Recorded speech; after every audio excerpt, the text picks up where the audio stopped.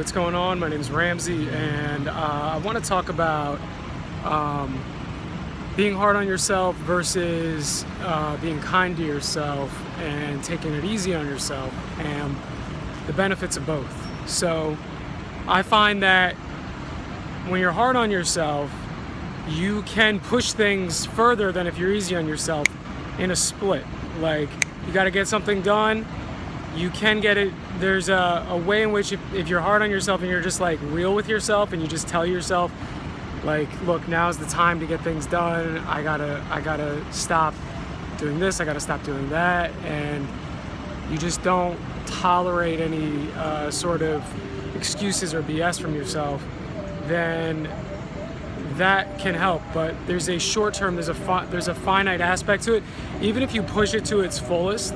So like, even if you go for a few years doing that, it leads to a stronger crash in my experience. I've crashed at certain times by pushing myself extremely hard, and the crash, you might not even know you're crashing in a weird way. You might just think like you're taking it easy, or you're just like there's something you're doing that has some sort of rationale to it that you don't, you tell yourself it's something less than it is, kind of, and then you end up crashing and it ends up being worse than, or less, more of a downfall than you think it is.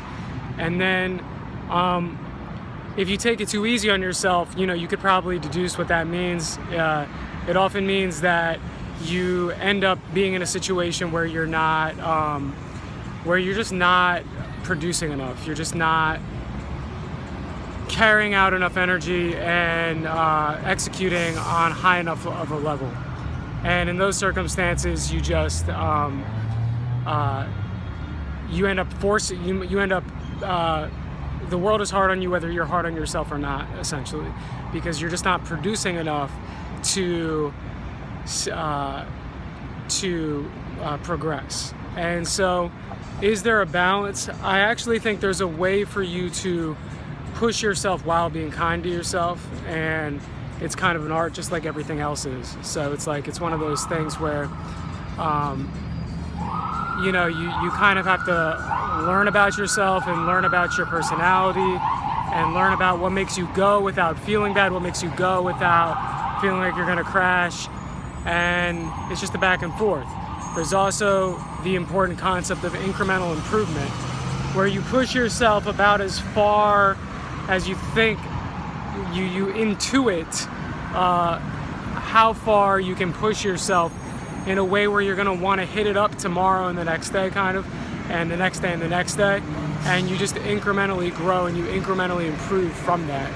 And it's just one of those things where over time you can just make more and more progress. But it's one of those things where sometimes it's important to push yourself beyond your limit so that you can learn from that, and then sometimes it's important to or not just so that you can learn from that, so that you can, what I mean is so that you can really hit your limits and really go as far as you think you can go.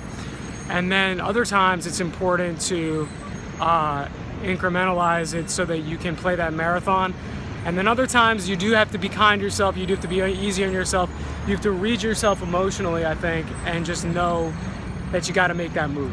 And so that's kind of how I feel right now. I think it could become more nuanced, more complex as time goes on in terms of my experiences, but that's what I think right now. So it's just one of those things where that's kind of how I perceive it. Appreciate your time. Thanks.